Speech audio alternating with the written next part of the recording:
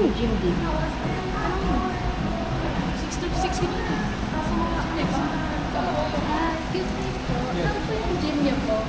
Actually, we have two gyms po, ma'am. Saan po kayo located? Sa Perwin. Sa Perwin po, ma'am. Sa may third floor lang po siya. Then, dito naman po, ma'am, sa katabi lang po ng Coral Pool, may gym din. Both third floors. Sige mo po. Hindi. Kapag Here's your...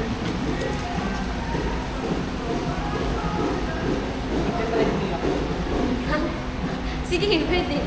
Ikaw ba, ano ba nag-sign na? ano ko, di ba parang sa hindi ako. Kasi siya hindi na ba yung mag-sign? Oh, okay. Parang pag nag-stop ka doon. Ang ganda ng camera. Yeah, ano what? Heaven, dito ka na lang. Sorry.